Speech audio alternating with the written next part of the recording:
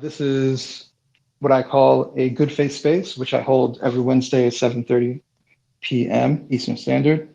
So every week we have different topics, basically things that I find interesting and I want to talk to interesting people about, things that I may be unfamiliar with, kind of like homeschooling today.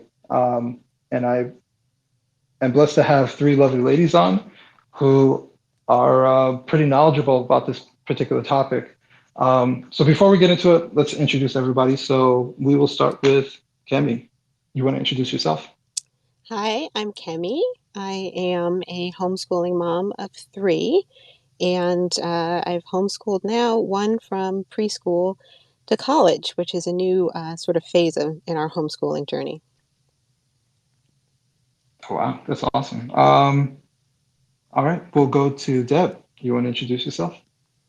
Sure. I'm Deb Fillman. I'm the host of the Reason We Learn YouTube channel and Insomnia Chick here on Twitter. I'm a former classroom teacher from a long time ago. I left in about 92. I've homeschooled my three girls who are now teenagers. Sadly, not consecutively. The first two got about 3 years of homeschooling before they had to enter public school, and my youngest has just now come out, and they're all out now. But she's just had her first 2 years of homeschooling, and the other two are out again. Um, they only went into public school because of a divorce situation. But I also a private tutor and do some private teaching.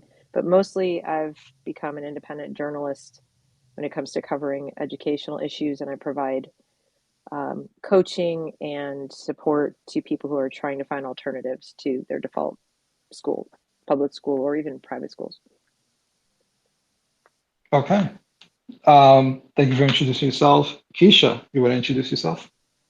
Sure. Hi, everyone. I am Quisha King, and I am the spokesmom with Moms for Liberty. And also, I started the Mass Exodus Movement, which is a resource, I guess, website of movement that helps get children into better learning environments. I just recently pulled my oldest daughter out of public school, and she is now doing a homeschool co-op. And my youngest daughter has been out of public school for about 4 years now. So I have fully mass exited or exodus and loving it. And yes, so hello. Thanks for having me. Thank you. I really appreciate you coming on. And just to introduce myself for people who are not familiar with me, I am Adam Coleman. I'm the author of a book called Black Victim to Black Victor. I'm also the founder of Wrong Speak Publishing, which is basically a free thought, um, free speech platform. Um, so, and also I host this now. So, um, to get started on the topic, the benefits of homeschooling. Um, just to let people know, I was not homeschooled. I went to public school. The majority of my life, I think when I was younger, I was in a Lutheran school for a very short period of time, maybe like a year. But the rest of that, I was in public school. Um, my viewpoints on homeschooling is pretty much from a place of ignorance, to be honest with you. So this conversation is kind of like a learning and curiosity conversation. So um, anybody can jump in, but I am curious to hear everybody's opinion as to why is homeschooling becoming more attractive? I'll speak. I'm new to homeschooling, and I think with everything that we saw with our children in during COVID, I think it was like a massive shock to the system. I mean, it was there were things that you just never expected to hear or see going on in your child's classroom. And it was like I think a lot of parents were like, oh my God, I have to get my kids out. I have to get my kids out. And so many of us said, peace. We were done because it was so egregious and they weren't stopping and they kept going and doubling down. And it was just one thing after another. And many of us were rallying or protesting or writing letters, sending emails, and there was no concern for our children. And I think you're right. There is so much information or misinformation about homeschooling that's out there. It's really a far advanced system now, thanks to people like Deb. I'm not familiar with Kemi yet, but I look forward to getting to know her. But the work that people who've been homeschooling for years have put in, and the system now is so robust. There's so many things out there, so many options for parents to choose from. So I think it's growing because we are realizing that we're not getting what we're supposed to be getting when we send our kids to school. And I think as parents, we just know that that we can do this much better. And if I could jump in real quick, what I'm finding fascinating is watching the new crop of homeschoolers who are just now leaving. And Quisha and I have talked about this just this week. In fact, it's a different, their motivation for leaving is different than, for example, mine was in starting homeschooling years ago. So I began homeschooling in about 2006 or so. And I always knew when I had kids, I wanted to homeschool them. I knew that way back when I was in graduate school in '89. And I was in graduate school to become a teacher. I still knew I wanted to homeschool my kids because I was concerned about the academic instruction even then. Being a teacher in the system, I said, this is not good enough for my kids. And so all these years I felt kind of alone in that, I knew other homeschoolers, but it was by no means a movement. It was not something that you really got a lot of support for. And so now people who are leaving are in large part because of the COVID lockdowns and things, they're discovering what many of us have kind of always known, which is that the system was not doing right by our children. And it's weird because on the one hand, I feel less alone, like I'm not just screaming into a hurricane about it. On the other hand, I feel terrible because I know how much grief the parents are experiencing. It's a grieving process, I think, that people are going through right now. They had a belief through no fault of their own. They were told by teachers, by the government, by their neighbors, by their realtor, this is a good school, these are good schools, or this is great, or we'll never leave any child behind. And they were told so many things they had no reason not to believe on the surface. And in the last couple of years, they've been hit like a sledgehammer with reality. And so what they thought was true is not true. And there's a grieving process that has to go on. And so I'm observing that. And I want anybody listening on this call or the show to understand that even though I always thought homeschooling was a great idea, I have nothing but compassion for you because I understand that you're going through a grieving process right now. And that even though you might be excited to find alternatives, there's still that in the back of your mind, like, why did it work out like this? Why? So I just want you to know I'm observant of that. Okay, I appreciate that. And that's a very interesting perspective that you bring up, especially like you said, going to grad school and going into education. You still knew that you wanted to do that. We'll definitely explore that a little bit. Kemi, do you wanna add? Yeah, I mean, it's just interesting to watch because it seems like much of the discourse now around homeschooling is um, of just a disempowering of parents. And in my own school choice advocacy work and working, in the past with organizations like, National School Choice Week, I think the goal of just letting parents know that homeschooling is probably the most empowering educational choice that one can take is really important. And I think all of the resources that are available now really need to be kind of championed and to let parents know that a lot of the issues that are being talked about in public school classrooms, parents who homeschool have the choice to approach certain subjects the way they want to. You can approach the teaching of American history the way you want to. You can approach issues of sexuality the way you want. and the disempowering narrative that has parents so distraught and in that grieving process for their children's education need not be, because there is the homeschooling choice. And I just think it's really important to have it championed. Oh, I totally agree. And that's one of the things I'm trying to do with my work is convey that what Kemi just said, that it is so empowering that parents, I think, have so many opportunities to have better relationships with their children, to have a better family life, better home life, more autonomy even in their own lives, like their own schedules, when you wake up, when you go to bed, where you have to be, when you take vacation, all of these things that go back to you now. You're not revolving around the arbitrary, schedules set by some external entity. So it's empowering for the adults as well as for the children, for the whole family. And there's so much good news there. But the only reason I mentioned the grieving is that in order to get through with the good news, I think I've realized, because when I first began, I was sort of hammering away at homeschooling's awesome and it's so great and you should do it and all the good things, right? And I found it was sort of bouncing off people because they were in a grieving process.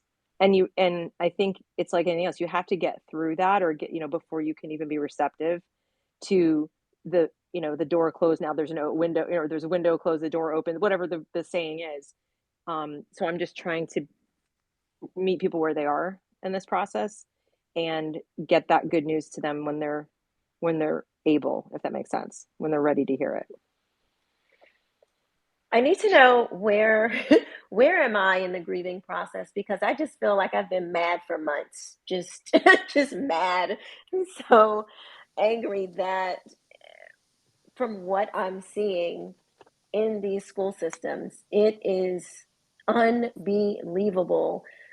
Even though I'm out of it, I still just feel like no child, we're not just talking about like, um, a few little things here and there that you just dislike. I mean, they are actively teaching our children to be racist. They are actively teaching hypersexualization, just absolute crazy pornographic, just crazy. It's unbelievable. It is unbelievable that the quote experts would find this type of material suitable for children. So I don't know, Deb, you got to help me. Where I'm not sure of the steps. I'm just mad. Like I'm just so. Children are not even getting like just the basics of what they're supposed to be getting. They're not getting that, and on top of that, they're not teaching them that, and then putting all this garbage, feeding them this garbage. So it's unbelievable. You're obviously still in anger, and let's also face there's two things here. There's the grieving process a parent goes through who was thinking they were going to be able to rely on public education, and they're going to order their life around it, right? Maybe you even pursued your career, pursued your zip code, like your life has been kind of ordered around that to a point. So you have to get through that. But as parents, and really all of us, I think too, you don't have to have kids to fit into this category, but I think it's acute when you're a parent or a grandparent. We are forward thinking. We don't have the luxury of only living in today. We think ahead. And so we're not just conscious of what our kids are learning. Like my kids are home, right? So theoretically, I should be like, okay, all's good, except it's not. They need to make friends. They need to get jobs. They need to go to college, maybe if they want to pursue a certain kind of job or trade school or whatever. They're going to go out and live in the world outside of our home education experience. And we'll get to that, but it's not a bubble. We are out in the world as we're educating. But when they're adults, when they leave the nest, and I think we're conscious of the world they're going out into.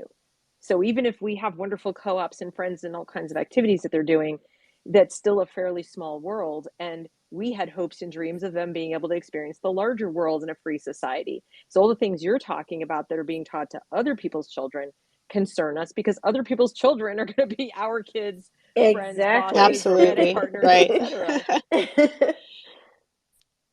Right. And actually, that brings me to my next question. Before we dive into homeschooling, the homeschooling aspect, I want to know from all of you, what has been the greatest failure that you've seen from the government school system? The lessons, like what, for me, what they deem uh, is good for children to know. It, Mm-hmm. it is still every time I see it, every time I read it, it's unbelievable. I mean, I don't even know like what other word to use. It literally is. You cannot believe what the experts think children should be aware of, and what it's almost like they got no early childhood education,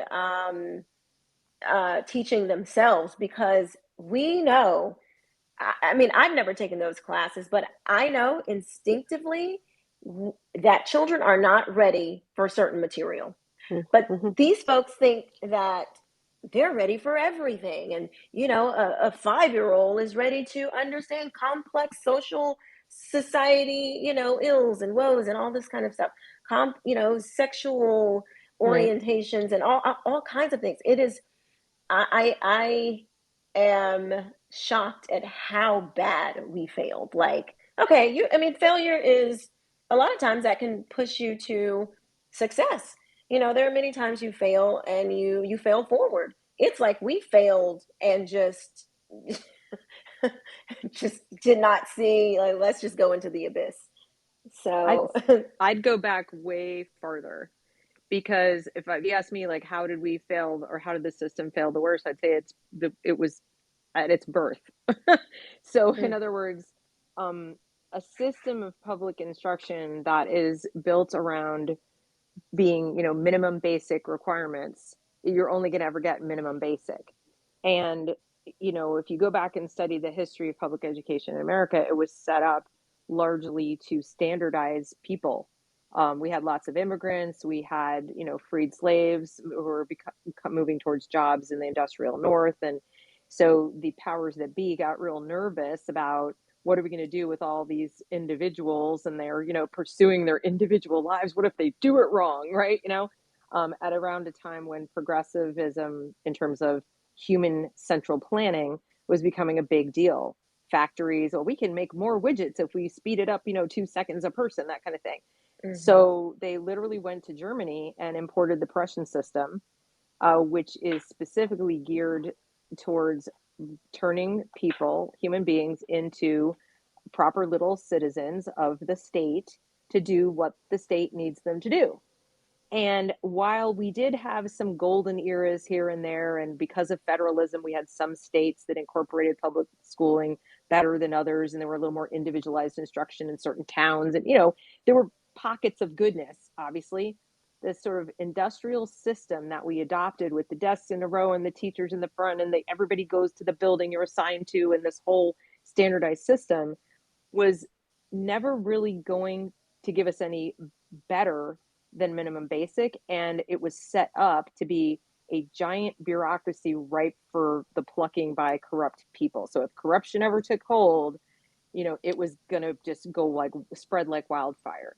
And then if you fast forward to 1978-ish, when we created the Department of Education at the federal level, that was it, game over. So anything that seemed like a golden era where we put a man on the moon using, public school education, that was gone after that, because now you have giant infusions of cash. And while it's against our Constitution to have the federal government say, you will teach X, right? I mean, they can't do that. What they can do is bribe you. What they can do is say, we have this giant pot of money here, and if you do that, you get to have some. So, of course, the politicians who win are the ones who can promise their people, I'm going to get you a big bucket of money from Washington. And they tell you need it, and they tell you all these things. But what it does is it makes the states a whole lot less autonomous in terms of what they're going to do. And then you have the universities, same story. Well, we now need a pipeline of teachers to fund, to go in there. And the pipeline of teachers is where it kind of went awry, to be like what Quisha's talking about, because we didn't really have teacher college as a big deal prior to the federal, Department of Education. People went to college, they got educated in whatever their subject matter was, and if they wanted to teach, they went and maybe got a little state certificate and they taught. Suddenly, we now have lots of funding coming for teacher education, and people go to college to become a teacher, and then maybe they go to graduate school to become more of that. And what do you need to get tenure? You need to publish. You need to innovate. You need to come up with new things. But what's an area where maybe you don't need to innovate so much? Teaching people to read. We've kind of known how to do that for, many, many, many generations pretty well without a whole lot of innovation. So they come up with newfangled ways, and maybe they don't really work because it's immoral to, experiment on children. But let's try it because, wow, it's new. And it takes 30 years to realize, oh my God, what did we do to literacy? So we have money pouring in, people incentivized to be new all the time, to put their name and stamp on things to get degrees. And we have a system that, instead of working for the kids and the parents, of course, it works for the state. It was always designed to work for the state. It's just now the state is just swollen with money like a tick. And it's completely politicized from the inside out. Before you even get to the specific politics of it, it is designed to serve the state. I mean, to answer your question, Adam, I think one of the biggest failures is the misguided focus, the desire to impart information to children that's not necessary. And let me preface my answer by acknowledging that there are very good teachers out there doing a great job, but I also see a lot of teachers lament the fact that there are students who do not know how to read at grade level, students who are not performing well or not proficient in math, and yet they're in a system that requires them to teach children information that they don't agree with, and information that would have traditionally been taught by their parents. And I think this is where some of the champions of classical education make some really good points, in that the type of education necessary to teach children how to think as opposed to what to think, and to prepare them to be an educated citizenry has sort of been tossed aside for the progressive, for, as Deb said, the new, and trendiness that isn't particularly helpful. And I would say that that is probably one of the biggest failures of the system. Yeah, if I was to just to jump into my 2 cents, I think one of the failures is from almost like an administration level, where it, to me, granted, I'm not in education or anything, but just an outsider looking in, it feels like educators or even administrators feel that they have more of a say in what our kids learn than the parents do. To me, it feels more of an elitist kind of mindset. So when I'm watching these different school boards and watching administrators react to parents saying, "Hey, we don't want our kids to learn this," you know, parents aren't arguing with the administrators about math and science. They're arguing with them about gender studies. They're arguing with them about the discussion about sensitive topics that the parents feel that they should be the ones that actually have this discussion with their children. And their children are not age appropriate to learn this information, like you guys stated before. But it feels like in a very elitist viewpoint to say, yeah, well, we don't care. We know what's best for your children. And I think that, to me, has been the kind of like the real wake up for me to really second guess public schooling, maybe more so than I would have years ago.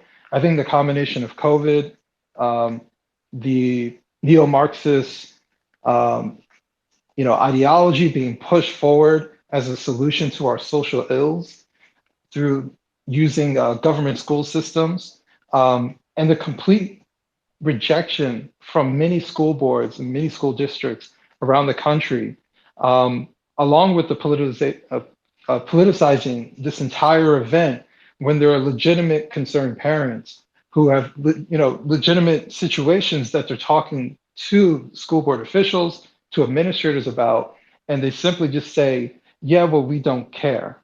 And one last thing I'll say is, I remember I had a little bit of an issue with something at my son's school, and I sent an email. I immediately got a call from the principal. talking to her while she was driving her car, and she said something to me that I'll remember. She says, you know, we work for you. You know, if parents don't like this, and I get enough complaints about it, this needs to be something that we need to reassess for the following year's curriculum because we're here to serve you and to serve your children. And to me, that's the appropriate mindset of schools. And so when I hear school boards who have, let's say, a 50-50 split from parents about a new way of teaching or a new topic to teach, and I'm thinking to myself, why are they still going through with this? This is not a landslide viewpoint to continue down this path of something new. Um, so whether it's gender studies or critical race theory, these are relatively new things that they're trying to push into the curriculum for many of these places, and they still feel it's necessary to do, even though half the parents do not want this. Um, so that's to me, I think that's been one of the recent failures from the government school system. Um, Yeah, but oh, okay, you can go ahead. Okay. oh, I'm sorry. I don't think it's new. It's new to us, but it's old to them. Maybe This you're right. is Yeah, yeah, it's new to parents, but it is a long, they have been doing this, like Deb said, it's old. And the idea of sort of the experts lead and parents don't have a say, that's intentional as well, because they get these papers or these books from these PhDs and all these people who could be literal psychos, um, and because it's peer reviewed or because it's they got some literary award for their book that they wrote, the school system says, okay, well, this is good. It's been peer reviewed by God only knows who, and written by God only knows who, and then it's pushed into the school, and because the teachers have been, in my experience, of course, there are always good teachers out there, but in my experience and learning more about this, they tend to, the teachers themselves tend to rely on, well, this is what the book says, or this is what the expert says. So they're like, okay, well, this is what they say, so I guess this is good. From these just social ideas, psychological ideas, um, and, postmodern ideas, all this kind of stuff. It says that they're good, so they lean into that, and that's how it gets into the schools, because our teachers themselves are kind of, they're a product of the very same system many times that is not testing and questioning uh, the the material that's coming in themselves. So, but when you really dig into it, you see all of it is very intentional. None of this is just happenstance. Oh, well, we just didn't know, it just slipped by us. No, it is very intentional. It is very malicious, and they have an agenda. It is that's why it's on purpose, because they're trying to accomplish a goal. yeah, I'm along with you. I'm past the point of saying this is coincidence. Um, it's happening in too many places. I've talked to too many parents. I've seen too many videos, too many situations to say that this is all happening by coincidence. So I agree with you. Yeah. I've told people back in graduate school, they were already having us read Paulo Freire, which is, communism. So, and I was told in one of my courses in grad school that teaching is a political act, and that I was going into the classroom to, they hadn't gone full tilt towards, you're going into the classroom to produce activist kind of language, which is what they say now. But they're full blown saying the quiet parts out loud in teacher education programs. But when I was there, they were already hinting at it when they said that was, education was a great equalizer, and I was going in as a teacher to right wrongs and all these things. And I thought I was going to teach kids how to read and, do math. And I mean, honestly, I was that naive person who thought, I'm actually the reason I wanted to teach is I had a lousy public school experience and I just wanted to do it better. And by it, I mean the teaching part, the part where the kid learns to read and they're confident and happy in school and they learn how to do math and they feel good about themselves. And if it's hard for them, they get the help they need. And I talk to the parents and, it's like I just wanted to be that person who made sure that each kid in my class felt cared about and successful and all that stuff. Like I was just full of that. And the politics of it, I was like, what? That just wasn't even on my radar. So when my professors were saying this to me, and my undergrad was in American Studies, it had nothing to do with education. When they started telling me this, I'm like, ew, and I already was turned off. And I started looking around at my classmates and realizing they were nodding along, like, oh, yes, this is wonderful. And I thought, what am I doing? Like, what profession am I joining? And this isn't at all what I thought it was going to be. So, yeah, that was a rude awakening in 1990. That's like a long time ago. So, it's and that's like I said, they weren't coming right out and saying we're trying to fundamentally change the country. They were just treating teaching as a completely different kind of profession than what I thought it was. I got you. Well, we've been talking about the government school system, but let's talk a little bit more about homeschooling. So, and anybody can answer this, or actually all three of you can answer this. What has been the greatest benefit of homeschooling? I can go first. I would say the freedom and flexibility to teach a curriculum that you as a parent are happy with. It has been a wonderful journey so far, and it's allowed for a great deal of flexibility. We've been able to school in the US as well as abroad, and to just allow our children to discover their own unique gifts and talents, and to create an environment that allows them to thrive with the gifts that God gave them. And I just think it's been probably the best decision that I've made in my life. And I'm an advocate for homeschooling because I know that it's not just my children, it is available to all children. And I just want to make sure that everyone knows that it is a great educational choice and that some of the criticisms of homeschooling need not be listened to because there are some wonderful, wonderful benefits that come from it. Yeah, I completely agree. I would say the greatest benefit is piggybacking on what Kemi said. It's the opportunity to make your child's education whatever you and they want or need it to be, ongoing. So you have the flexibility to choose curriculum and those types of things, but you get to decide what quote homeschooling is for you. I tell people all the time, homeschooling isn't really even a thing. You're learning from home. You're a home educator, home-based educator, but it's especially increasingly becoming something that is what you as a parent or as a family or as a community just decide you want that to look like. And that can change from kid to kid within the same family. That can be different from, family to family. That can be different year to year. So you might do something one way, when the kids are K through 5, and then you start noticing, my kid has a passion for this or that, and they're going to be well served if we go seek out an expert in this topic, and maybe they take a class with that, and or we should travel so they can experience more. In other words, it is what you want it to be. And I think a lot of people think homeschooling and they have an image immediately of mom is at home around the kitchen table with a box of curriculum, and that she's the teacher, and maybe she has to hang a blackboard or a whiteboard in the house. And and not to say that there aren't people who do that and love it, and that's great, okay, because that is one of the options, right? But that isn't it's not a thing like how school, we know what school is. It's a building, it's desks, it's it's school.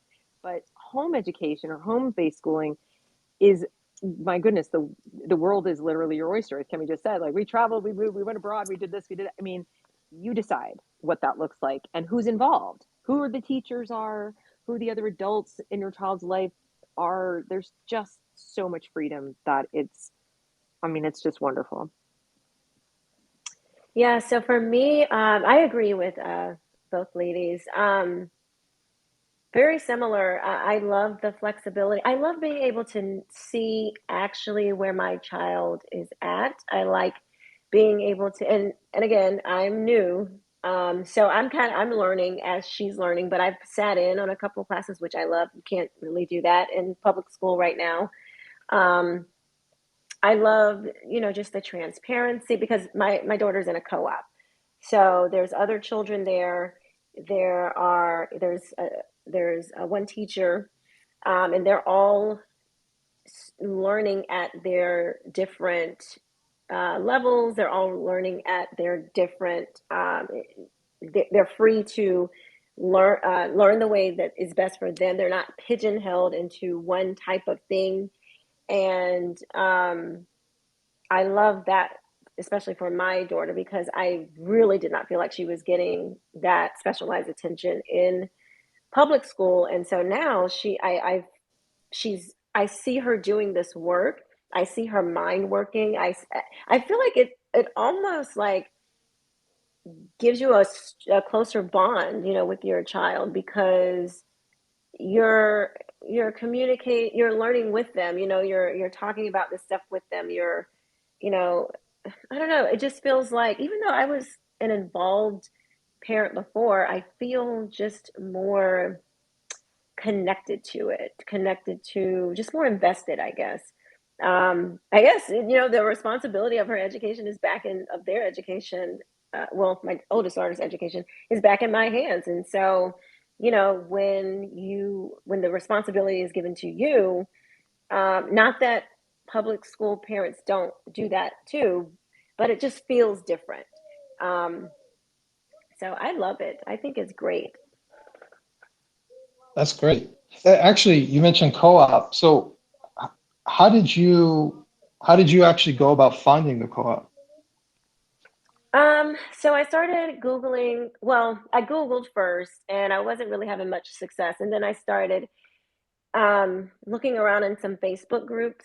So I started having some success there on Facebook, looking at different groups where I live, and then asking around in Moms for Liberty, because there are parents at homeschool and Moms for Liberty.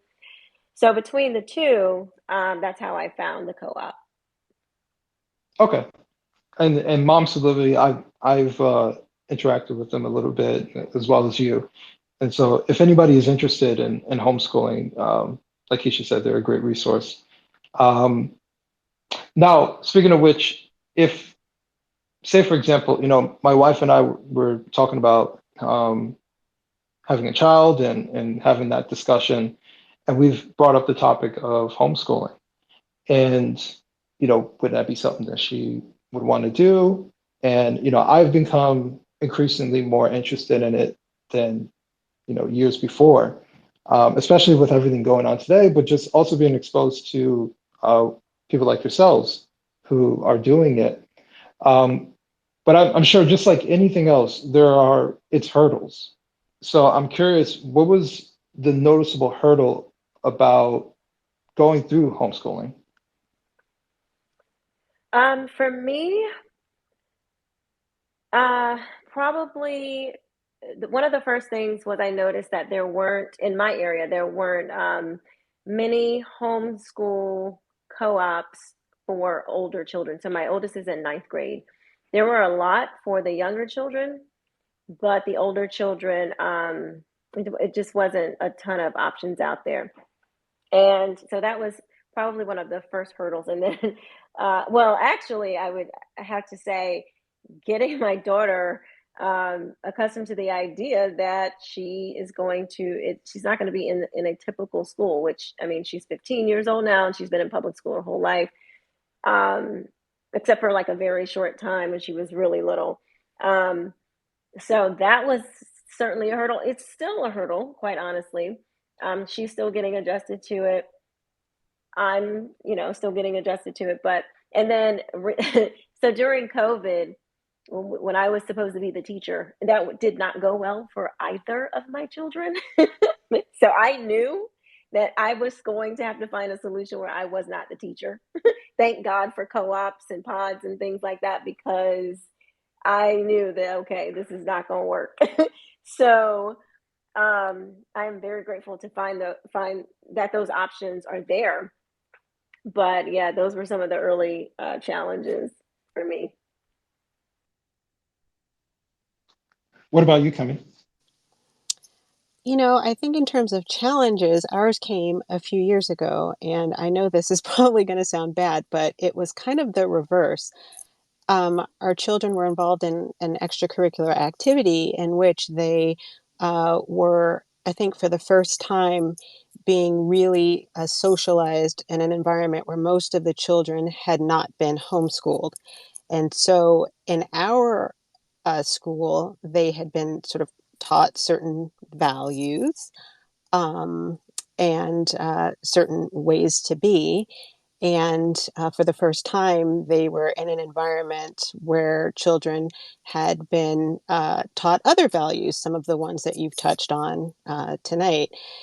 And I think it was a hurdle to actually teach them and watch them learn how to interact in the world because you don't want a homeschooling bubble. You're not going to live in a world of homeschoolers, and so being able to interact with people who have come from all different types of backgrounds, have been allowed to learn all different types of things and viewpoints.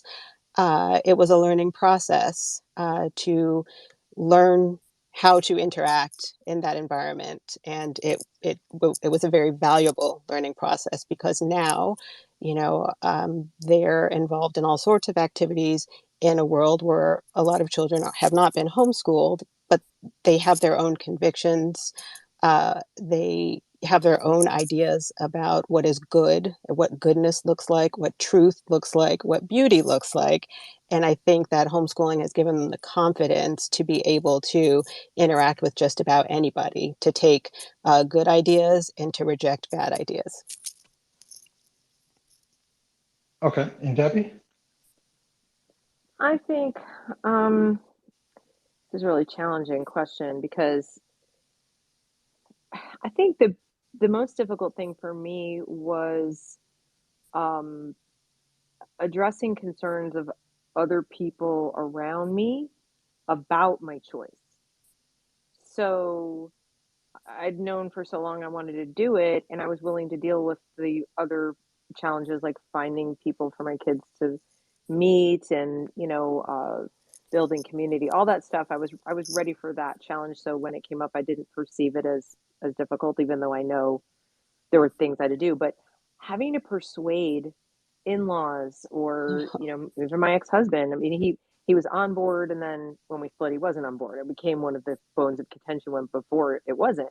So it was just one of those conversations, the what about socialization conversation, the what are you going to do about high school conversation, the social.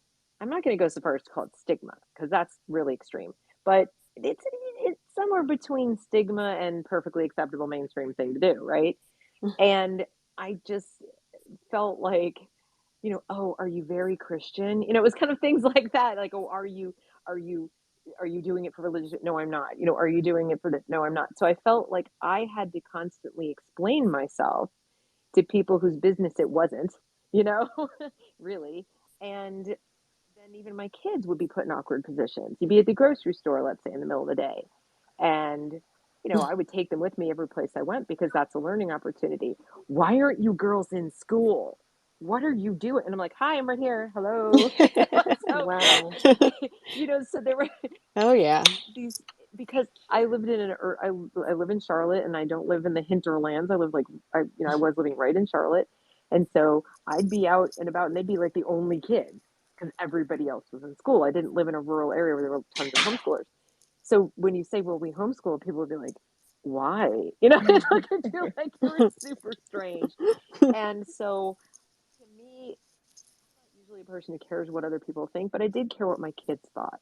I did care that to the extent that they were being made to feel like somehow there was something wrong with what they were doing, or that somebody would say something and they'd be questioning like, mom, are we weird? It's like, no, you're not. And but you know what I'm saying? Like that, for me, that was a challenge. It was one of those things I just didn't want to deal with it. I just wanted to be left alone to, do our thing. Nobody goes up to a person whose kids go to private school and say, why aren't your kids in the local public school? So True. it was just annoying. Right? And the people that want to test them randomly to see if they know their Oh math. my, yes. Oh my Oh, God. That drove me crazy. And, but then the flip side of that is you'd be somewhere, and I'm sure this happened to you many times. You'd be someplace sitting and eating dinner, or sitting someplace, and your kids are straight backed and polite, and they're, not yelling and screaming or pulling your phone out of your hand or whatever. They're just behaving and walking there Normally. saying please and thank you and whatever. And I would have people come to me like, I just have to come and tell you your children are Yes. so well behaved. And Yes. and I'm sitting there like, thank you. Where do they go to school? It's like they wanted to know what wonderful school is doing these wonderful things. And they're like, oh, our children are homeschooled, right? And so that's the flip side of it. On the one hand, they're like, what's two times two? And Yeah. can you read this cereal box? Wow. And then the other side, it's like the people who walk up and touch your belly when you're pregnant. Or your Only hair. now it's your Yes. actual child that they're quizzing, the same people.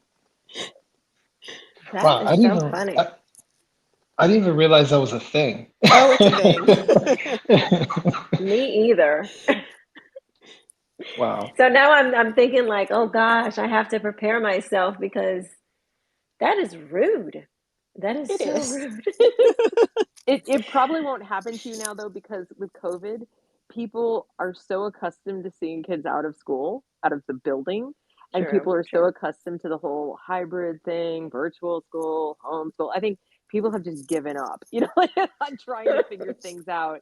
And so I doubt it'll happen all that much, but you might get some of the whole, like, what are you learning? What do you know? But I still think that the last couple of years, if there is a silver lining, it has opened people's eyes to the options that kids are getting educated in different ways. And I think at this point, when you see people out in public, they're just happy if a child is not, screaming, yelling, cussing, beating someone up.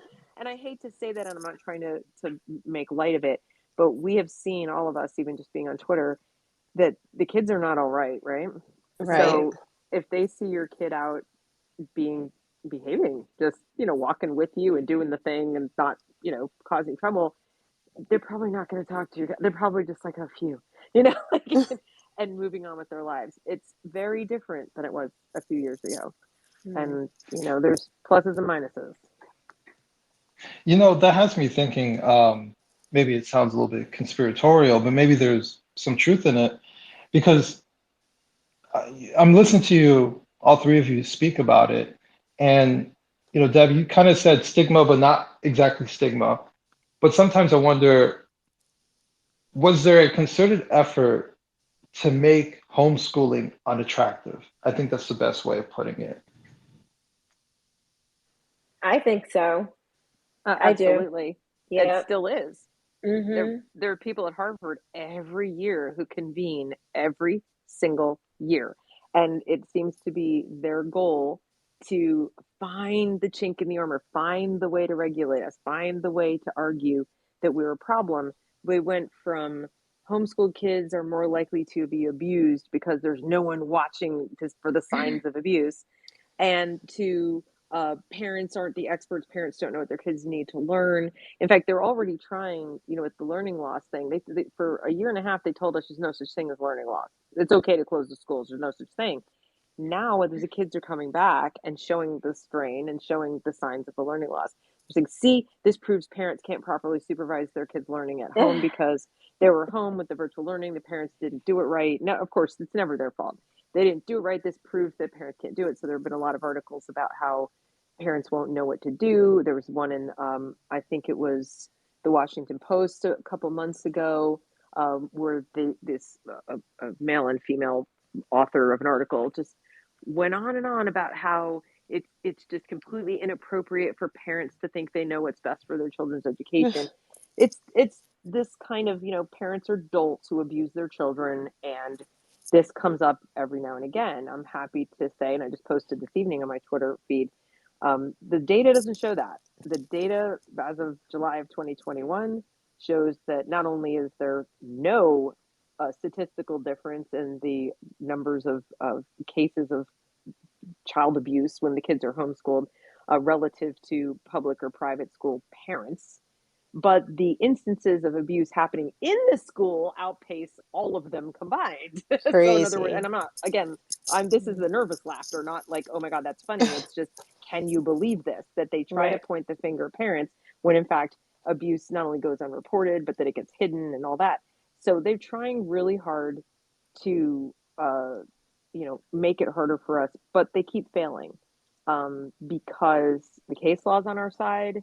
Um, and we've got organizations now that are on our side, and with the increased numbers leaving the schools, we're going to have critical mass on our side. In other words, the more people who walk away, the harder it's going to be for them to stop it, because you can't put the horse back in the barn, if you get what I'm saying. Once Right. people are, if people stay, it's going to be harder for homeschoolers. But if more people leave, their desire to regulate us and stop us might go up, but their ability to pull it off is going to go down. Right. Right.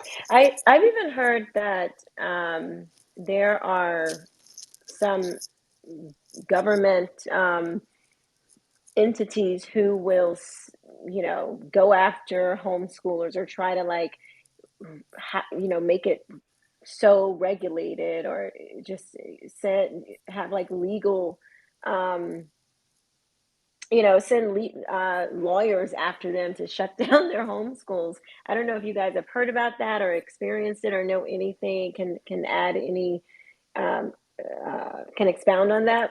But I've heard parents say, like, yeah, there are government entities that, it's not just like these private companies or like the Harvards, like higher education, but there are like government officials or government entities rather that would go after homeschooling parents.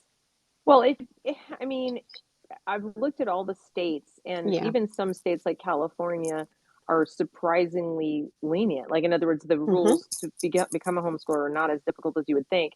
What happens, I think, is that um, there are ill-informed government officials who like to they have assumptions about their powers that actually are false, and they like to bully people. And if the parent on the receiving end also does not know their rights, they might successfully be bullied. Okay.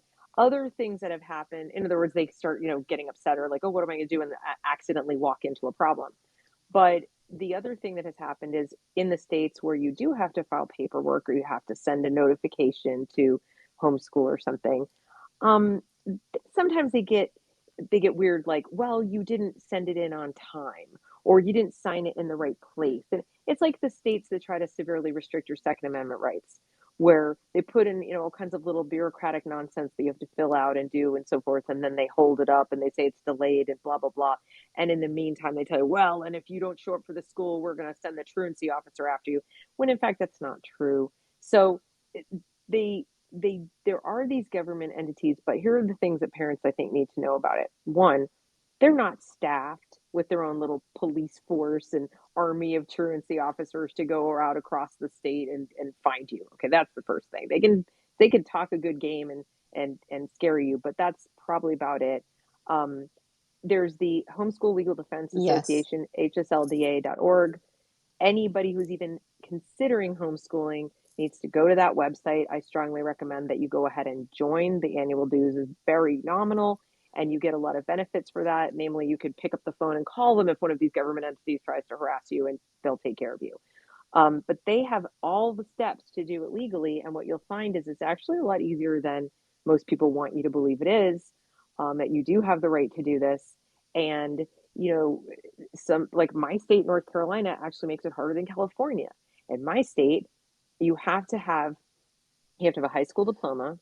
You have to send a copy of your high school diploma to the Department for Public Instruction, and or non-standard public instruction. You then have to pick a name for the homeschool and be registered and so forth. But that's really it. Like, once I did that and I jumped through those couple of hoops, it really didn't cost me any money. It was just, like emailing a bunch of stuff. And then, they say you should have a standardized test on file and you must teach this many days a year and so forth. Oh, wow. Nobody's checking. No one has ever checked. Like, and I've not met anyone in my entire homeschooling life. Now, other states have other rules, like you must join a co-op or you must join an educational association, you must join this, must join that. But even those things are doable.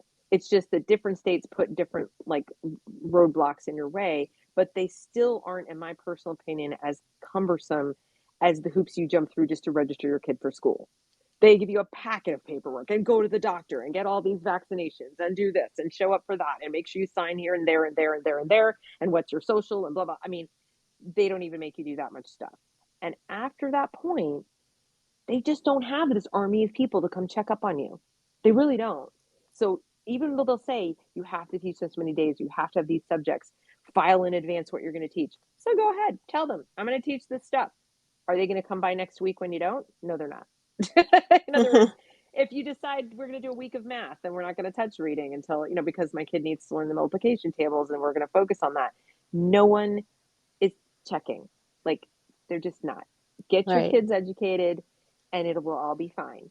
So that's it's true, but it's overblown, I guess is the way I would put it. Yeah. I almost want to say, like, please don't say no one's checking because they're gonna come and check. Yeah. Well, piggybacking on what Deb said, it does vary from state to state. The bulk of our homeschooling journey has been in California, which, like you said, has been relatively easy. We've, for the past few years, been an affidavit filing family, so just a private school in California. And with that, you really are pretty much autonomous. We've also experimented in the past with homeschooling through a charter school. And that is interesting because you receive charter school funding, homeschool funds per child. And that's where any sort of checking on curriculum and testing comes in. If you're homeschooling through a charter school and you're receiving those homeschool funds, then part of the agreement is that you will allow your child to participate in the standardized testing, and then their teacher that comes in to check on them periodically to make sure that they're working towards the standards set by the charter school. But other than that, it's been relatively easy. We only recently moved to Texas, and I know that there are different, laws and regulations here in Texas than in California. But you're right. Homeschool legal defense is fantastic, and any sort of pushback that you would get from any sort of government entity could only be helped by joining. Okay. That you guys brought up a lot of good things because I honestly didn't know, regulations or how any of that stuff works. So I appreciate you guys bringing up all that information, especially for anybody who might be listening who's interested in pursuing homeschooling. So I think it's good information to let everybody know of. Um, I wanted to say that I will take people who want to ask questions or make statements shortly. I just have one question before I do so. Because I'm maybe Deb or Keisha or even Kemi, maybe it seems like there is definitely an increase in people choosing homeschooling over keeping their kids in public school.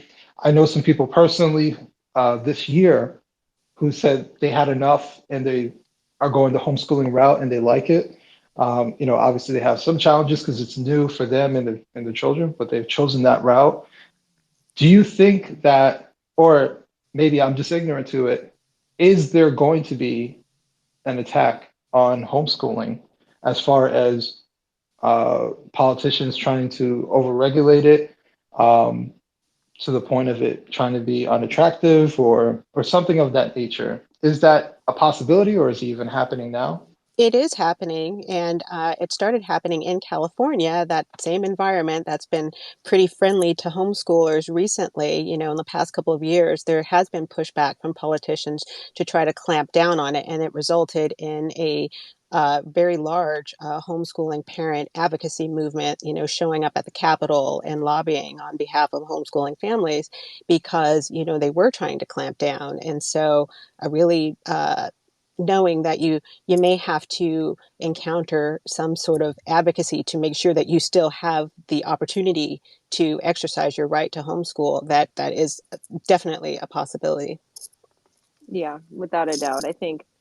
When you I think homeschooling parents are ironically more dialed into politics and current events than people who aren't, or traditionally were, because we have to be on top of it. We have to know who's you know who's running for office, who is actively working against our rights.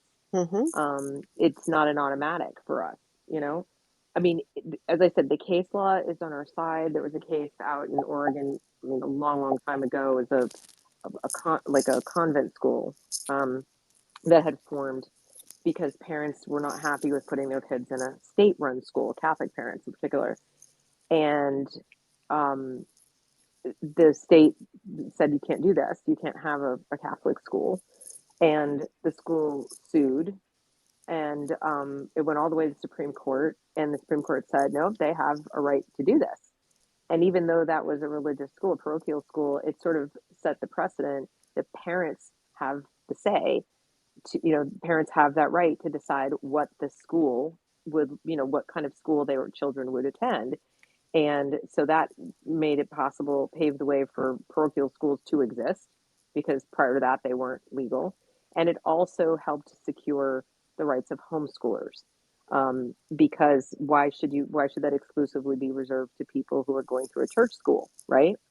If the premise is that parents have a right to choose the way their children are going to be educated, then it shouldn't have to happen in a parochial school, right?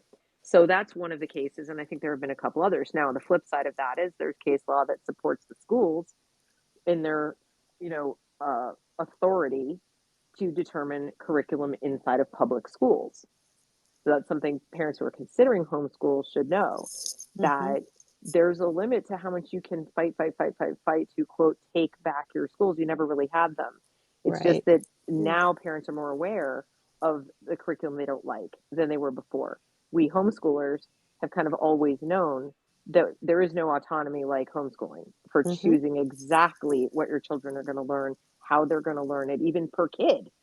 Some kids learn one way, some kids learn another way. So in the school, it's like, no, the case law is very clear that Terry McAuliffe is not 100% wrong. I mean, legally, he's not wrong. The state has the authority to determine what the kids are learning. Now, if the curriculum violates their civil rights, as we know that certain things that are teaching that do, right? This neo-segregationist stuff is, I would argue, a violation of civil rights. If there's compelled speech, it's a violation of civil rights. If they're getting between parents and kids in terms of medical decisions, that's a violation of the rights. There's a lot of things they're doing that I think are violation of rights. But if they're teaching your kid to read the wrong way, what I would call the wrong way, what Quisha and Kemi would call the wrong way, that's up to them. Like, there's really very little you can do. They can keep on doing it for the next 50 years. And even if the results are dismal, the law's on their side. Like, you have to keep electing new people to try to change it. So it's kind of, for people to look at both ways. Yes, they could crack down on us, but for now, there's no greater freedom. You will not have more rights than you have doing homeschooling. But let me just interject real quick because I'm really curious. Are some of these attacks from politicians on homeschooling, are they motivated by the teachers union? 100%. Yeah. Okay. Maybe there's like, I guess it was a dumb question. Water way. Yeah. All right. I just wanted to put that out there and see what you guys had to say. Okay. All right. So we'll take Davin. I'll add you as a speaker.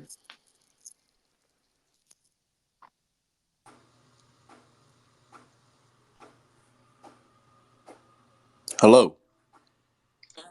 Oh, Davin. Hey, how you doing? Doing good. How I'm about doing you? well. I'm glad you allowed me to speak. I'll try to keep it as brief as possible. I heard a lot of things Yeah. out here, and just want to let you know my background. I'm a U.S. Navy veteran. I graduated from Rutgers University.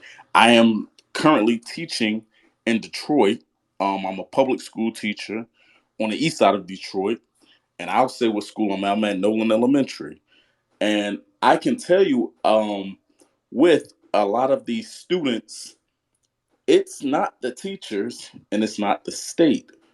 What it is, it's the upbringing in the household. Because I have a lot of students who are very intelligent. They test on grade level, and what the problem that a lot of us teachers we have an issue with a lot of these politicians. When I was growing up, I grew up in the early 90s. I grew up in the 90s, in the early 2000s. I graduated in 2003, and they took out learning this special education. They took out behavioral classes, with kids who, just have different issues going on with them. And now you have all this going on in one class. And the kids, they even recognize it. I have kids, I teach fifth grade, I teach language arts, and I teach social studies. And I have kids that will come to me and say, Mr. McLean, we're going to have a good day today. I said, now, why you say that? Because this student, that student, and this student not, and those are the students who give me the most problems. They're not here today. And man, we have a great time. We're learning. The kids are happy. And a lot of this I heard one person, I forgot who said it, said they teach at home. I'm not against homeschooling. You want to homeschool, go ahead and do it. More power to you. That's, you know, I'm all for it. But I say to people, to the parents who can't do that, they look to the public school to educate them. My uncle who used to always tell me when I was growing up, learning starts at home. So when the Mm-hmm. speaker said, "Oh, why is your kid behaving so well?" and things like that, that starts at home. That has nothing to do with the teacher. The teacher's just there to educate. You have kids that I like I said, I'm in Detroit on the east side. They consider it the quote unquote whatever the ghetto, the slums, whatever. But I got a lot of sharp kids in my class who read on grade level. Math is on grade level. But guess what? That's not from me. That's because it's home. And September they took their a test assessment. Some of them scored low. We know the COVID, they was out of school for 18 months. They've been dealing with me now. Now I've been teaching them language arts. I had to build back that foundation with them. And now all their scores, except two students I have, all their scores went up 20 plus points in reading. And these kids, you have kids that want to learn. I've called parents. I say, look, maybe you need to get your kid into tutoring. We offer tutoring at the school. The parents said, okay, what I got to do? Sign a permission slip. We offer food after school. Bring them on in. And the kids, they get their son, they come in. So I'm hearing a lot of things about, the teachers this, the government this. I'm not. My thing is this here. We know it's a lot of cutbacks with the government taking special education out of there because we have kids in our class that shouldn't be in that environment because they can't keep up with the other students. And we advocate. We us as teachers, we tell them all the time. We shouldn't. This person shouldn't be in this environment. They're not on grade level because of whatever situation is going on with them. I don't want to get too much into that because of legal reasons, but they shouldn't be in a classroom where they can't keep up because they already have been diagnosed by the state of Michigan that they're not they call it IEP, and I'm gonna leave it at that. And we have children in these classes, and that's why they're acting. A lot of them act out because they know they can't do the work. And far as this CRT stuff, I don't know. I never heard of CRT until the last year or two, and I'm like, I don't know what that is. I was a political science major and a minor in history at Rutgers University. Everything we teach in social studies, that's history. That's what happened. Archaeologists, scientists, they can tell you this is facts. We have proof of this. Like again, I have no. I know retired teachers that do homeschooling, and a lot of them said they did it because They didn't like the fact how they cut back and put more pressure on the teachers, putting more kids in the classroom. The teachers can't. You have 20 kids in the classroom. You can't give every kid what they need. Every kid has something different going on. And the ones who are on grade level, because you have so many kids that aren't on grade level, the ones that are on grade level, they kind of regress. And we advocate, look, we got to do something different. And we do the best we can with what we have. Most schools are undermanned. Most people don't want to become teachers because they feel as though they don't get paid enough. Detroit public schools, out of all the schools, all the other districts, Detroit pays the most. But people just don't want to go to Detroit because Detroit has a stigma on it. Just like when I was in South Washington D.C. When I was a substitute in in D.C., I substituted in Southeast D.C. Most people didn't want to teach in D.C. because D.C. is the quote unquote, it had that stigma. Mostly black kids, they look at them as they don't want to teach them. They want to go to the suburbs. But what they don't tell you is the suburbs have the same problems. They just go unreported. So what we have to do is we need more people, more resources, and things of that nature. We're undermanned at the school I'm at. We're undermanned. You got teachers that come in, they got to do bus duty, they got to watch the lunchroom. We hate virtual. We do virtual on Fridays. We hate it because most of the kids do not get on because of whatever reason. The Detroit Public Schools gave out computers to all the students when COVID started. Now, what happened to those computers with a lot of those kids? We don't know. I'm not gonna sit here and make assumptions. Maybe it's broken. I got my theories. Some parents, because they poor, they probably sold it. I don't know. So, and like I said, all this learning with the education, it starts in the house. My son, he's in preschool, and he knows to say thank you. He knows to say bye. He knows to say hi. Mm. He knows that because I'm teaching him that. A lot of these kids out here, it's on the parents. It's not on the school is not there to teach your kids manners. The school is not Mhm. there for that. It's there to educate them.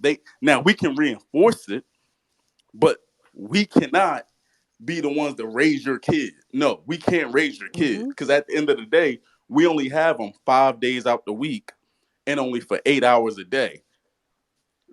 They're at home most of the time. I have kids that tell me I ain't go to sleep till 2 o'clock in the morning. I said, why are you up to 2 o'clock in the morning? Oh, I was playing a video game. That's not the school. Mm. That's the parent. Right. You know what I mean? So Mhm. Yeah, I that's know. all I Right. wanted to say. I don't want to be long with or anything like that. I'm just saying a lot of this is not, like I said, I got gifted kids in my school, and and I look at them, they on grade level. They want to be challenged. They love coming to school, and it's because their upbringing, where they come, their parents take education serious. And before I go, I just want to give you guys this one example, and I'm gonna go. Um, I had one kid. He failed. He got two Fs in my class. He got an F in another class. That was on his report card. He didn't come to school on Mm. Tuesday and Wednesday. It was a Thursday. That was his birthday. He came to school. He was looking. It was his birthday. He was looking nice, you know, very nice. Then Friday, he didn't come to school. Is that on the teacher or is that on the parent? Right. You know what I mean? I Mhm. think I you're. understand. Who is that on? I think you're. Oh, I this is don't think. Keisha. Yeah, go ahead, Keisha. I think you're proving a lot. I hear what you're saying. I think you're proving some of our points, especially like it's not the school's job to teach manners and certain Right. things. We certainly agree. That's a lot of what we're Yeah, saying. that's what we would Um, prefer. right. And the idea that it's definitely true that there are some kids that have behavioral problems that do distract from other kids' learning. But as a parent, I'm responsible for my child, and if my child is not doing good in that environment, or the school has not disciplined the disruptive children for whatever reason, or yada, who knows what's going on.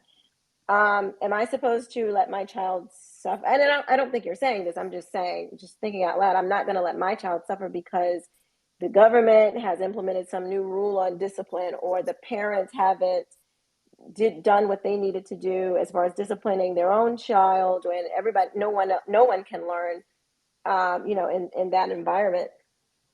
So I definitely understand that. My youngest daughter is a special needs child. I don't know what it is in Detroit, but we do have, like, special needs children are not in the same classrooms with typical learning general education children. So it might vary from state to state, on that point. Just trying to remember some of the other things that you were saying. Let's see. At the end of the day, I don't think we're really saying much different. It sounds like your point is that it's not, it's the parents, it's not the schools. I think, well, I think it sounds like what he's concerned about is we were saying some stuff about teachers. Like early on in the conversation, we were talking about the teacher pipeline and what teachers are doing. And I mean, I think, he's right. It's not the individual teachers. By the time you get down to the individual teacher in the classroom, if we're going to complain about the system being the system, they don't necessarily control that. They don't control their union. I mean, the union at this point is like a behemoth. Individual teachers might be members, but that doesn't mean they're all like bought into everything the union's doing, and even increasingly a lot of them are not members. They're having more trouble than they had in previous years, like keeping people in their membership. But the system, what he is saying though, is he's highlighting the fact that the system being the system is set up in such a way that it is not designed for optimal results for the students. Mm-hmm. And then we as involved parents have found that even when we involved parents try to get in and say, hey, we want our kids to have better and want more, if all the parents aren't on board, that's not going to work that well, right? And if you have a school where very few of the parents are super involved or really paying attention to what their kids are doing at home, it might be even worse. So it used to be, or at least we thought, there was a partnership, that parents, teachers, that everybody was going to try to work together for the best results for each kid. Because as he points out, the teacher can only do so much. But when the system says we're going to mainstream all of it, I don't know, that's not what they call it. There's a term where they take the kids, instead of being separated out in special ed, we're going to just put them all in the same classroom and pull them. Well, maybe pull them for a special ed class, or pull them for a session with the behavior specialist. When they did that, and I remember when they did that because that was probably like maybe 30 years ago or something in some districts, and maybe they don't do it where you live, Quisha, but in a lot of states they do. It was disaster. And there were a lot of teachers who left, just straight up said, this is so wrong. This is not how I want to work. And it's hurting the kids in my class, and it's hurting the special needs kids too. And they quit. Then teachers came in who only knew that system, and they were maybe less likely to quit. But the workarounds they put in place with like aides in the classroom sometimes, or other things, they really don't work that well. They really don't. It is a distraction. Nobody's well served, but these things were probably put in place for, budgetary reasons. They don't have the specialized, the people with the specialized training. Then if you have 30 years of improper reading instruction, K through 3, you're going to have more kids who have dyslexia. It's not real dyslexia. It's like dysphagia. You're going to have more kids with behavior problems. You're going to have more kids with IEPs that maybe never would have had an IEP in the first place if the K through 3 instruction had been better. By the time they get to the high school, it's too late now. They've passed the problem. Then you have grade inflation. You have social promotion. The system's trying to defend its own existence at the high level, administrative level, the Department of Education level, at the state, and in the federal government. What happens is every step they take to try to cover up the things that aren't working well or the mistakes they made results in a bigger institutional problem that is felt the most by the students and the teachers. Because the teacher is the one on the front line. The teachers are in the classroom just being like, I got to deal with the fallout of all of this, right? And the student, of course, because the student is the one trying to get the education. Whoever they're, if they're the misbehaving kid, there's a reason they're misbehaving. And it may be from home, but it may also be a combination of home and school. School can't do it all, but it's kind of like a give and take. The kid is there 8 hours of the waking day, so they're there the majority of the day, and the school has done things like K through 3 that have added to the kids' frustration and stress, and they haven't caught a learning disability or something's gone wrong, and maybe the parent isn't as involved. Those problems just get passed on. Back when I was a kid in public school, if a kid wasn't reading and it was second grade, they were lighting the house on fire. It was like, calling the parent, kids having trouble. What are we going to do? We got to put together a plan. The kid's not reading, right? It was a big, big problem early on, and they would try to do something about it. Now it's very typical. They have a wait to fail policy in many schools where they don't even tell the parent anything's even the hint of wrong until after that third grade test. The third grade test, when the kid is below average, then they make the phone call. And meanwhile, the parent's like, why didn't you tell me last year? Why didn't you tell me the year before? Because signs show up. You see the signs before third grade, but they don't say anything because that would mean money. With the IEP, there's federal money, but they must, by law, spend it to remediate for that child. It's the law. It's federal law. Now they're violating it left and right, and they have lawyers on retainer to protect them. When I say them, I mean the administrators at the schools. But they know they're going to have to do something. And if they don't have the staff, or they don't have the money, or they don't want to go through the paperwork to get the money, or they don't have the staff to spend the money with it, it's a big headache they don't want to deal with. So they kind of shove it to the side. Everybody's pushing things to the side, passing the buck, passing the buck. And the teachers who get the worst of it, in my personal opinion, are the high school teachers.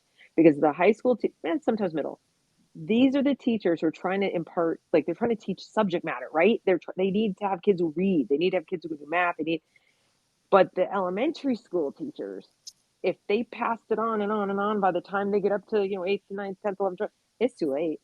What are these teachers supposed to do? So I mean, Right. I feel for him. Like, what's he supposed to do? Right. I mean, Well, Davin, you said you're a veteran and a teacher, so thank you for your service and thank you for your service.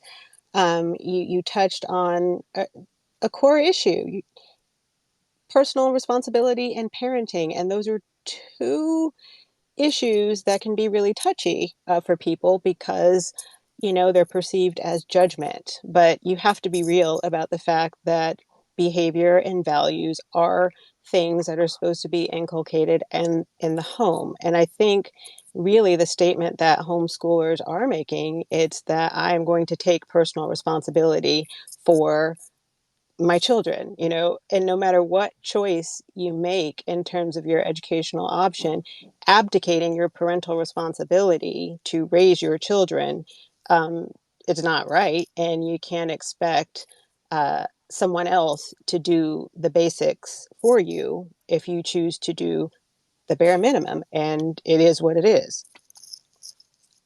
right, right. I hear exactly what you're saying, and I basically agree with the panel here. Davin, I appreciate you giving your 2 cents, especially working in the Detroit Public School, which has its own reputation, and one can only imagine the issues that you have to deal with. Speaking of teachers, Mark, you should be able to unmute yourself. Hello? Yes. How you Hey, doing? pretty good, thanks. I just wanted to share a little bit because I was homeschooled. I started homeschooling in grade 4 quite a few years ago. And now I'm actually a teacher, so I've kind of gone full circle. Um, and I really liked what Davin had to say about discipline and learning starts at home. I mean, I see that as a teacher all the time, and it's really tough and it's really hard to change that. I mean, you can try to be their therapist and their counselor, but there's only so far you can go, and you only have so much power as a teacher. So I just, like, to really get a kid to change, like I have my own kids, and I have a lot more power at home to help them change and give them motivation than I do as a teacher. And I mean, it's crazy the huge chasm of difference between those things. But anyway, yeah. So just that last speaker, Davin, that was great. Um, So yeah, I was homeschooled, and what are some of the benefits? Like that's what we're talking about. And I'm sorry I joined a little bit late, but the whole friends thing, people worry about that. I had great friends. We had a homeschooling school, and there were other kids in my own town. Like it was a little town, like less than 5,000 people, and I lived in a country outside of town. And I still had friends. I'd bike over, and like there were other homeschooling friends, and we would make plans. We would work ahead in our schoolwork. We would work a day ahead so we could have a whole day together, like during the school week, and it was amazing. Like, I didn't have that opportunity before when I was at school. And yeah, that was one of my biggest complaints is, oh, I miss my friends. I want to see my friends. But I didn't know that I was going to get great new friends anyway, and friends that I would have for life, and that I could see even more than my school friends. It was awesome. And the other thing that was really great about homeschooling was the influence that you have, or don't have, from peers. I Mm-hmm. was homeschooled because I was not making good friends, and yeah, it was young. Like I said, grade 4 is pretty young, but I was the class clown, and I was causing all sorts of disasters in the classroom for the teacher. I was just being a real pain. And yeah, my parents, they were like, no, we're going to homeschool you. We're going to give you some help. We're going to get you on the right track. And basically, yeah, discipline and that whole thing about working on who you are as a person. And again, that doesn't change necessarily at school. Maybe sometimes like you get great teachers and they inspire you. That can happen. But I needed that extra motivation that I was talking about earlier. And my parents, yeah, they took that responsibility really seriously, and they actually started their own homeschooling school in the second year of my homeschooling. And I got the individual attention.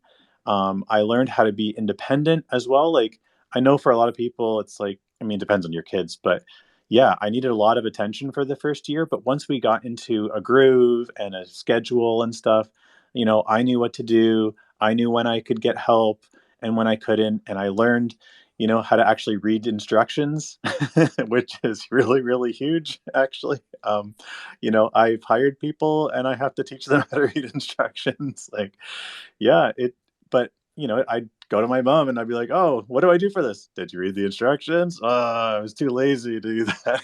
Like there's just so much that you learn from homeschooling, the independence, and you get the attention and you get the focus on what you need too. Like I was fortunate, I was pretty much a natural at math, but reading not as much. And that changed, that kind of flip-flopped in high school when the algebra came, and by then my reading was really good. And so when I needed it in a certain area, the help was there. My parents could help me on that. And for the other stuff, I could work independently and figure it out. So it was amazing. Like, I am so happy. And I didn't have to wait for anybody. Like, I don't know, maybe I could have learned patience a little bit more if I had that. But I know that was a frustration, is sitting in class and the teacher has to explain it like a third time because somebody was bugging somebody else, or some people weren't listening and they need to hear it again, and you're just kind of rolling your eyes as a student like, okay, here we go, I already get it. So that's really nice that you can just blast through. I was able to skip 2 grades during my homeschooling because I fulfilled the curriculum. And as a teacher, I realize how not thin the curriculum is, but it's very generic. You can cover a lot of that stuff very quickly. And anyway, and one other point I just wanted to make is Sure. the information age that we're in today. I mean, it's incredible how much you can just pick up on your own. I mean, when I was in grade 3 or 4, like it was still encyclopedia days, and you get some books and you read through and you do all this curriculum that's pre-prepared, and it was great.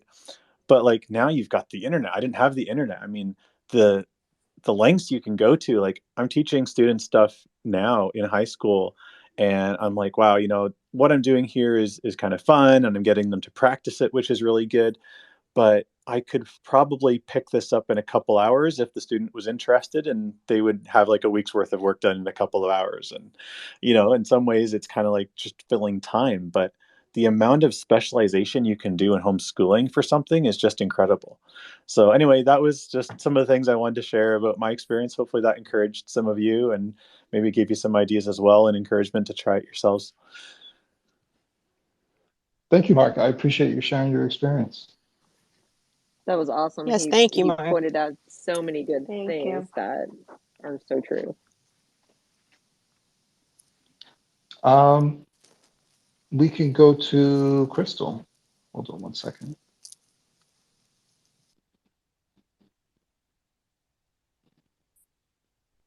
Crystal, you can unmute yourself. Hi, thank you. I'm just thankful that you're hosting this and thank you for all. We can't hear you. Hey, Oh, you sound a little bit far away. let me see. Can you hear me better Are you? now? Say something again. Okay. It's like this. Can you hear me now? Oh, much better. Okay, wonderful. Thank you so much for hosting. Thank you to all the speakers. I share a lot of the experiences that all you with homeschool experience have had. I've been homeschooling from the beginning with my 3 children. And really, I was just wondering what you guys thought. For a few years, there have been occasions where the government, bills have been raised to fund homeschoolers with public funds. And I always thought to myself, I wouldn't really want to accept those because I feel like that's an open door for the government to come in and claim a right to maybe strip away some of the freedoms we have in homeschooling. And I know with this COVID and more people getting on board, it's just seemed like if things catch traction, that could be a little bit more of an issue. And just wondering if you guys had any thoughts on that. And that's all. I do have very strong thoughts on that. So I'm going to jump on that. I agree with you. Let's back up a second. First of all, public funds are your money, my money, everybody's money. So I reject the notion it has to go through a middleman in the first place. What I prefer to see is real school choice. And by that, I mean, let's go backwards to where parents opt in. So if there's a public option and you want to opt into it, okay, fine. Then that is coming, from your taxes to go to that. If you don't want to opt into it, then you don't. So either you get a credit because you're already paying the taxes, right? Taxes are collected for everybody, not just parents. But if you're not going to opt into that school setting, then you let them know that you're not, and you have a credit or you put on your taxes, I've done this, and then some portion thereof, right? It's not the full amount, but some portion maybe you just don't pay in the first place, right? Or it's credited on your taxes instead of there being like a fund or money doled out through the middleman and has to go through and the hands of an administrator where they could then put restrictions on you. I'd rather it just be like like you have right now for your FSA or your health savings account or something where you're telling the government, I'm using pre-tax dollars to pay for education, or I'm using pre-tax dollars to pay for some other necessary thing that you are saying I'm responsible because I'm paying for it, and that's why you're giving it to me pre-tax, right? Like I'm going and taking care of my health care, I get that pre-tax. So if there's a moral justification for that or an ethical justification for that, why not for I'm taking responsibility to educate my own children and doing the same exact thing? That way, the money never really leaves your hands, or it's not going through the middleman. If you're going to do something to take into account that people are having this financial burden coming out of their out of their pockets because the tax to pay for the public option is already being collected, I'd rather see it that way. I don't want them giving me a check. Anybody else want to add anything? Or Yeah, I mean, I think this is something that, we have to be mindful of, because anytime you do take money from the government, typically there are strings attached. So, it's, but like Deborah said, it is our money. So I think what we have to do is make sure that our money is doing what we want it to do and working for us how we want it to work. I think it's certainly a definite concern. I don't. It's kind of hard because yes, we're paying these taxes and we already feel like we don't have a say. So how are we going to have a say if they, we continue to pay the taxes and now they're trying to teach us or tell us what to do with our with homeschooling our child. So it's definitely a tough situation. For many parents, it's the only option that they have to get their kid out of public school. um it's tough. I don't really have a solution so to speak, except for demand to be able to say what you want for where your tax money goes. I think Deborah basically said that. So Right, and government intervention is definitely that a point of contention when it comes to taking any sort of funding from the government. Even though we tried that charter school option for a while, I think maybe for two. At the end of the day, we decided to do the private school affidavit, which you don't receive any money. It's all on you, but you'd be as surprised by how much education can be done for very little money. So at the end of the day, it didn't end up being a problem, and we have full freedom to choose the curriculum we want and to educate the way we want. Okay. We're going to go to Cap Ed.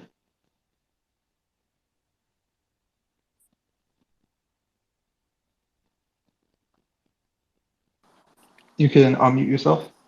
Hello?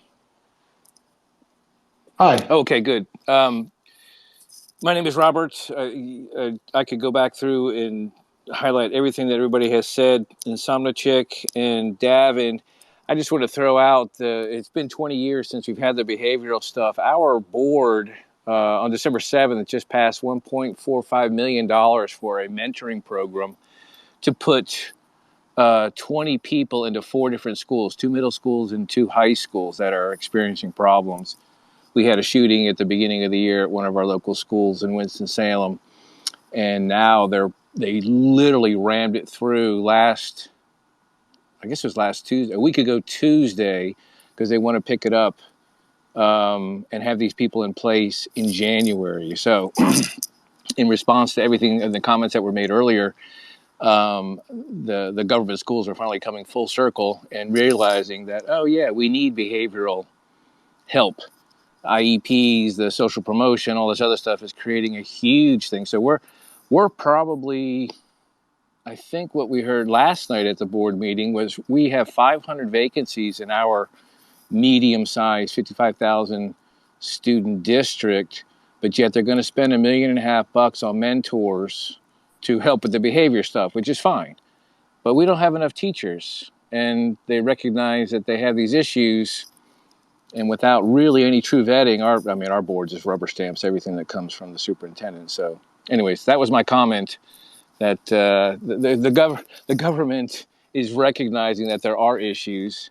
So what did we do? Our little town ponied up $1.5 million that doesn't even address any of the issues with education. I'm a proponent that if you want social emotional learning to skyrocket, let the kids learn how to read, add, subtract, understand history without these activist lenses all over the place. This SEL, Yes, sir. DEI, Amen. CRT. Again, and now I'm getting redundant for you all guys. Yeah, you've been wonderful. I'm glad I stumbled onto this. So, and Somnichick, did I hear you say you're from North Carolina? I'm in You're Charlotte. in Charlotte. Yeah. Okay, I'm in Winston. So Yeah. we're living But parallel so lives. Right. You're so right, though. Literature, great books. Great books. Teach these kids great books, and they will learn more about humanity and like solving problems and how to just perspectives, values. There's so many things they would get from Yeah. reading, but first they've got to learn to read. That's literacy is liberty. Right. I'm just, that needs to be like on a t-shirt, and we need to just broadcast that we can't do anything right in education if we are not making sure that close to 100% of our students are literate. And so while the last 2 years people have been concerned about COVID and also the politics, I've been upset about the loss of literacy for the better part of 30 years. And because I saw it when I first stepped foot in a classroom. And I just said, this is not right the way we're teaching reading. And that has continued. And you could even probably lay at the feet of the people who started this march towards illiteracy the political issues we're having. Because if you can't read very well and think critically, which is a function of reading broadly, then how are you going to ask the proper questions about the ideological perspectives presented to you? How are you going Exactly. to think critically about these different points of view and judge for yourself what truth is? Hmm. You can't if you cannot read well. Amen. No, Absolutely agree. yeah, all great points. We're running a little bit long on time, so I'm going to take one last person. Uh, my good friend, Lil Ragamuffin. Hold on one second.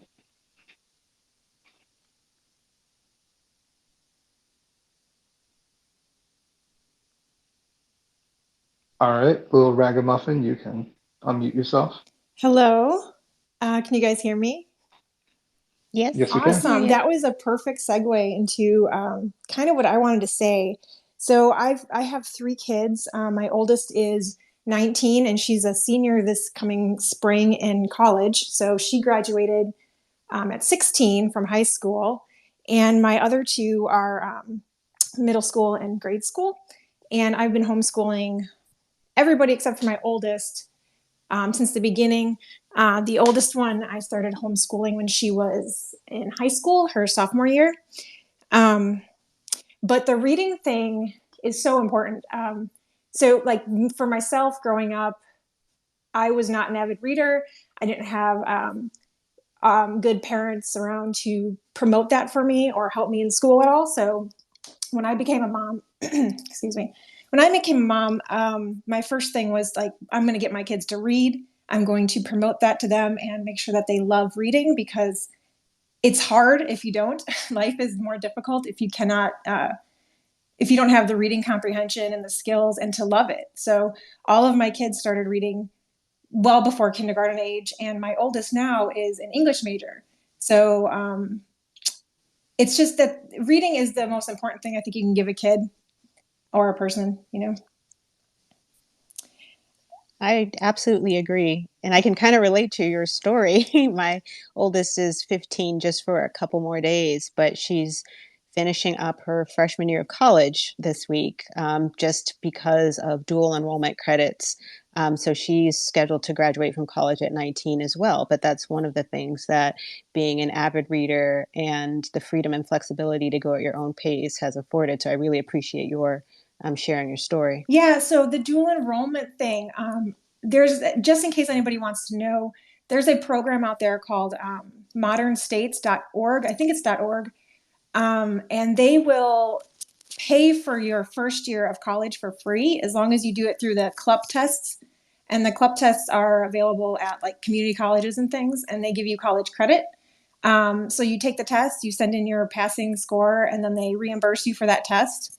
And that's what we did with my oldest.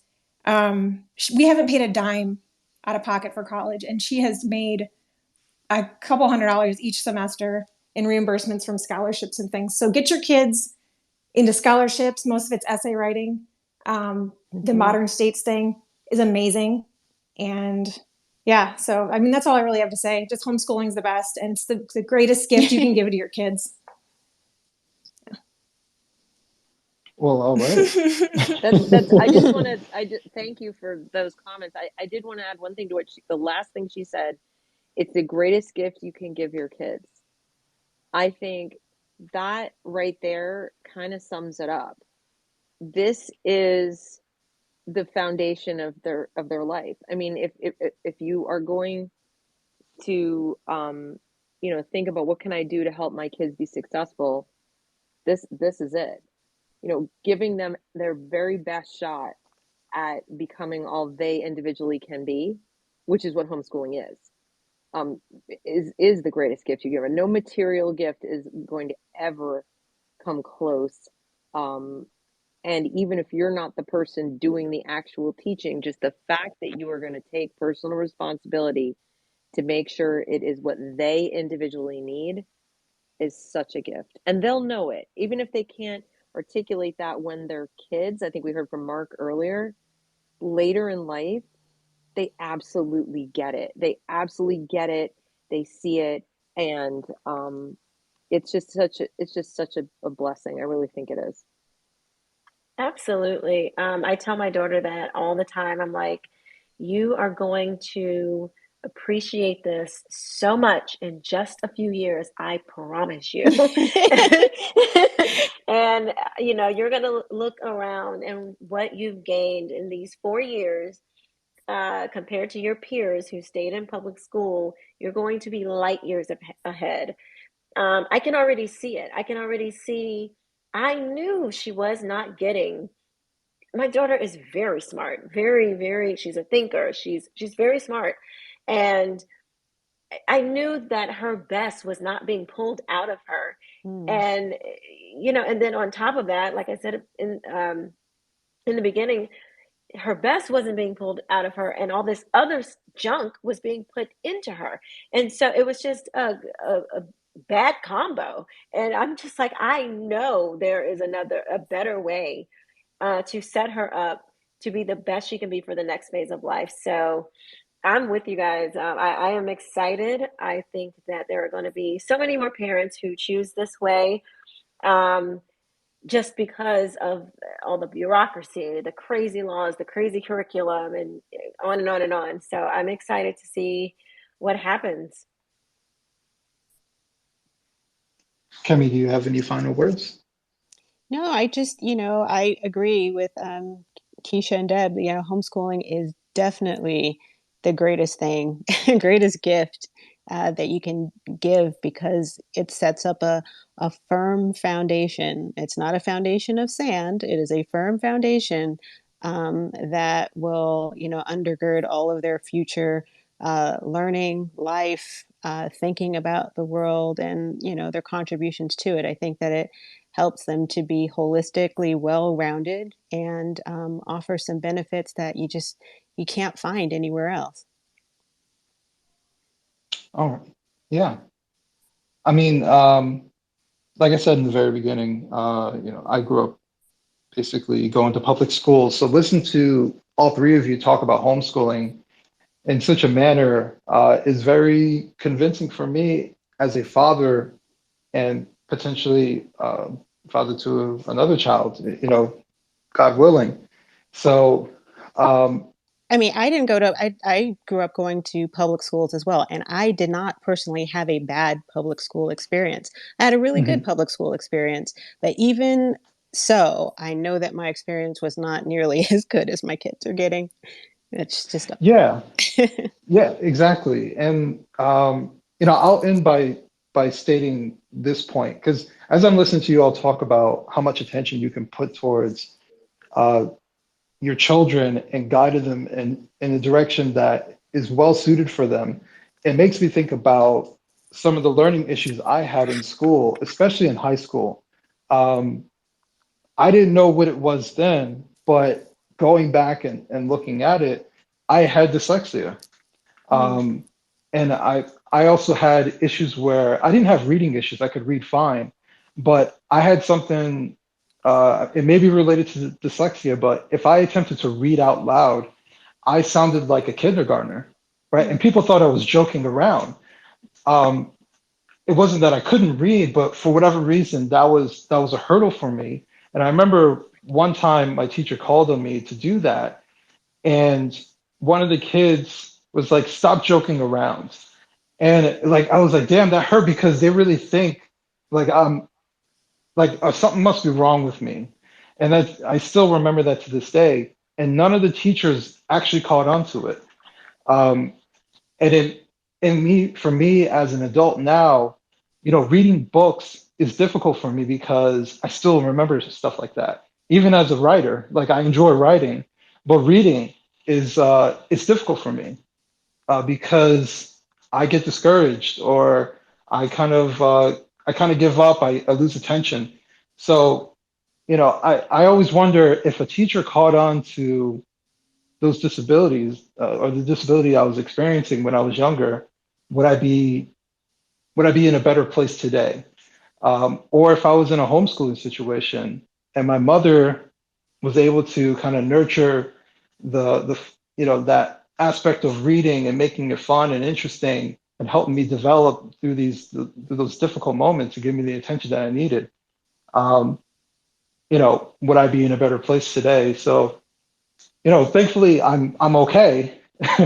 I can read out loud just fine. I was able to overcome many of those issues that I had before, uh, even down to the point of like public speaking. I'm perfectly fine.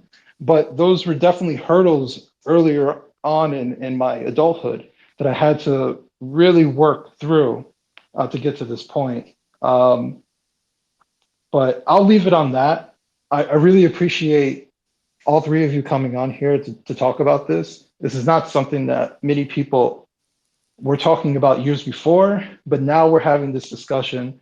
We're having the school choice discussion, and along with school choice should be homeschooling. That is a choice as to how parents want to raise their kids and what educational environment they want to have the children in. So I really appreciate all three of you coming on here and giving your time to speak in front of this audience. Um, Everybody listening, we do this conversation with different topics every week, every Wednesday, 7:30 p.m. So come here next week, and we'll be talking about something new, something different panel, and just a good faith conversation about sometimes simple topics, sometimes difficult topics. So I really appreciate everybody who was here, who had questions, who wanted to chime in, and once again. I really appreciate the panel, Kemi, Keisha, and Deb for jumping in. So thank you. Thank you, Adam. Thank you for Thank having us. you. Thanks for having us, Adam. Thank you. And everybody, have a good night, and we'll talk later.